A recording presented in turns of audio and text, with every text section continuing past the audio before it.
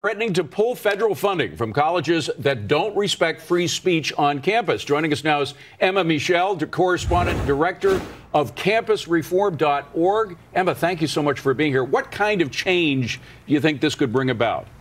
Well, we're still waiting on a lot of details for this. The president has given us only a couple things to work from here. We know that he's talking about potentially restricting federal research dollars, which a new report by the Leadership Institute's Campus Reform says we pay almost $25 billion a year in federal research grants to higher education. And as taxpayers, we are definitely pouring our money into an institutionalized system that definitely does not respect free speech. And I can tell you that because I work with hundreds of students across the country who have had their rights trampled in all myriad ways by higher education.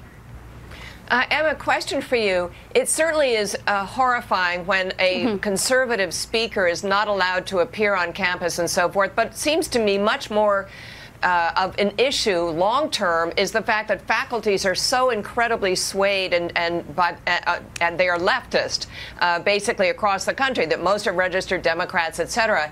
Is this executive order going to have any impact on that sort of bias on the university campus?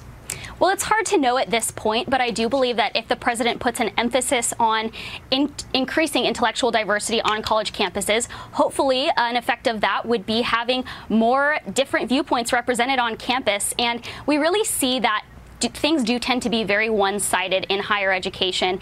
And certainly there should be a broad range of viewpoints, including liberals, but also including conservatives and even those libertarians on campus.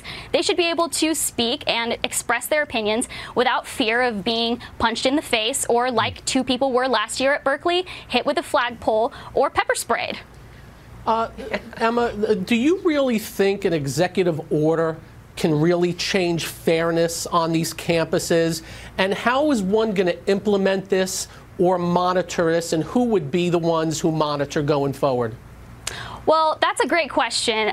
It's hard to know at this point how exactly this is going to play out. President Trump mentioned giving the power to federal agencies to restrict grant money, but I think it's going to take more of a cultural shift towards accepting ideas that we may not agree with and respecting other people's rights to their own opinions. That is going to be a cultural shift. That can't happen just from the White House or even from Congress or any other branch of the government. That's going to have to come from our culture. But I do think that this is a very good first step in the right direction towards recognizing that there is a severe problem on our campuses in fostering intellectual diversity. Emma, it's Christina Partsinevelos. I feel like our panel probably would have been a little bit more opposed to this entire executive order, because doesn't the U.S. Constitution protect freedom of speech? And don't we not like regulations, even in the form of executive order, when it comes to what should and could be said on campus? I do 100% agree with you that there needs to be more being taught in terms of different various viewpoints. And I can say that just going through the education system myself, you don't hear as much from the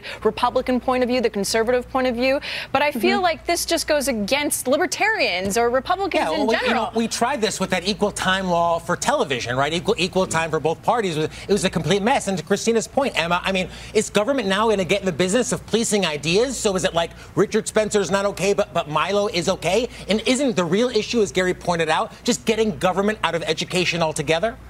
Well, I actually would agree with you guys, and I do actually tend to have a more libertarian perspective on these issues, more so than you would think, probably.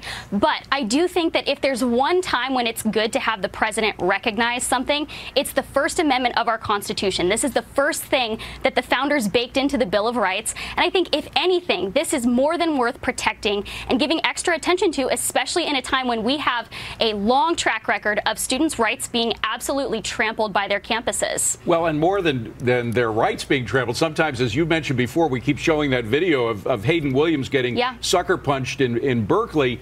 Do you think that the school was to blame for that? We should mention neither the puncher nor Hayden Williams, the guy who was punched, were students at the school. Is it the school's duty to do something to make sure that that doesn't happen again? Well, I think for one, making sure that there is ample security on campus is a big thing. But Berkeley, to their credit, actually had a great response to this. They immediately took action. They went and arrested the guy that punched Hayden Williams, and good on them for that. They're doing what they should. But really what's led to this is a long-standing campus culture at Berkeley and also across the United States that says it's okay to punch people if you disagree with what they say. And that's really just not true. It's a bad attitude to have, and it's especially bad when it's our college students who are being taught that that's acceptable behavior. Emma, great stuff. We really thank you for being here. Appreciate it. Please come back and see us again. Great to be here. Thank you very much. Well, we have some breaking news. Nike shares tumbling 4%.